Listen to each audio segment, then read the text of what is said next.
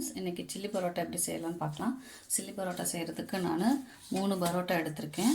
அடுத்து பார்த்திங்கன்னா ஒரு பெரிய வெங்காயத்தை கட் பண்ணி வச்சுருக்கேன். ஸோ பெரிய வெங்காயத்தை எப்படி கட் பண்ணி வச்சுருக்கேன்னா, இந்த மாதிரி பீஸாஸாக, இந்த மாதிரி ஸ்கொயராக ரெக்டாங்கிள் அந்த மாதிரி கொஞ்சம் பெருசாக எப்பயும் இருக்கிறத விட கொஞ்சம் பெரிய சைஸில் ஆனியனை கட் பண்ணி வச்சுருக்கேன். அடுத்து 3 சின்ன பச்சை மிளகாய் எடுத்து கட் பண்ணி வச்சுருக்கேன்.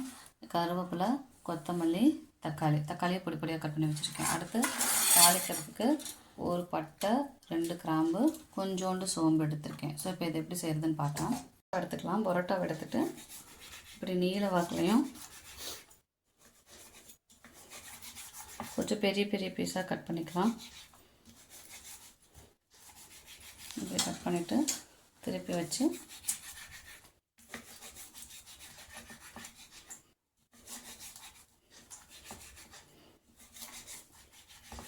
இப்படி கட் பண்ணிக்கலாம். இல்லை நம்ம பாட்டுக்கு நம்மளால் பிச்சு போட முடிஞ்சாலும் பிச்சு போட்டு எடுத்துக்கலாம். ஸோ இந்த மாதிரி கட் பண்ணிக்கலாம். பரோட்டாவை இப்படி கட் பண்ணி எடுத்தாச்சு. ஸோ இப்போ தாளிக்கலாம்.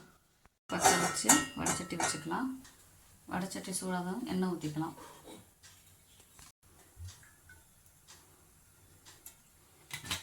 எண்ணெய் சூடாயிருச்சு. இப்போது நம்ம எடுத்து வச்சுருந்தா பட்டை, கிராம்பு, சோம்பு போட்டுக்கலாம். சோம்பு பொரியவும்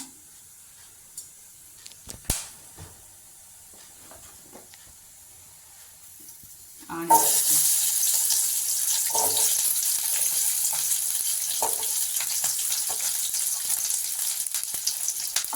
பச்சை மிளகாய் போட்டுட்டு வதக்கலாம். ஃபஸ்ட்டு வதத்துக்கு வந்ததும் என்ன பண்ணிக்கலாம்னா தக்காளி ஆட் பண்ணிக்கலாம். தக்காளியும் கருவேப்பிலையும் ஆட் பண்ணிக்கலாம். ஓகே, கொஞ்சம் வதக்கி விடலாம். ஒரு 2 நிமிஷம். இஞ்சி பூண்டு பேஸ்ட்டு 1 ஸ்பூன் போட்டுக்கலாம்.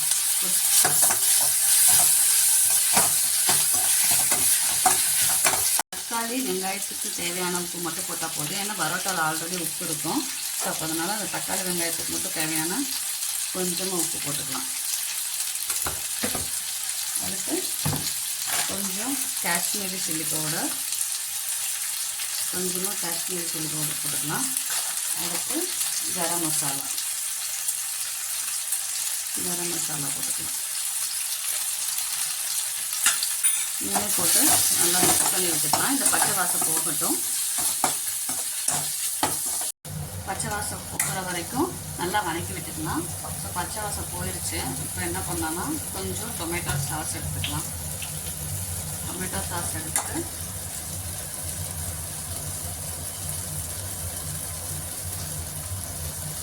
இந்த அளவு ஆட் பண்ணிக்கலாம். ஆட் பண்ணி நல்லா மிக்ஸ் பண்ணி வச்சுக்கலாம். ஊற்றிட்டு 2 வதக்கிட்டு நம்ம என்ன பண்ணலாம்னா பரோட்டாவை ஆட் பண்ணிக்கலாம்.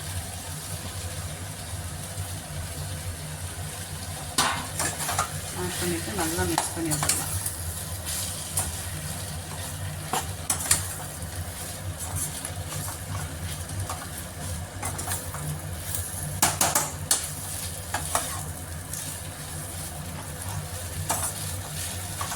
அடுப்பு வந்து சிம்லேயே வச்சுக்கலாம். அப்போ தான் சீக்கிரம் அடி பிடிக்காது. இந்த தக்காளி எல்லாமே வந்து பரோட்டாவோட மிக்ஸ் பண்ணிவிட்டு நல்லா ஆகிற வரைக்கும் ஒரு 2 to 3 மினிட்ஸ் அடுப்பில் வச்சு இந்த மாதிரி வதக்கிட்டே இருக்கலாம்.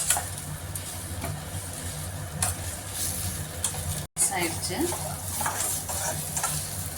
கொஞ்சம் அப்படியே அந்த பரோட்டாவிலையும் மிக்ஸ் ஆகி அந்த பரோட்டாவுக்கு லேசாக அந்த கலர் மாறி இருக்கும். ஸோ அப்போ மேலே ஃபைனலாக கொத்தமல்லியை தூவி ஒரு பரட்டி இறக்கிடலாம்.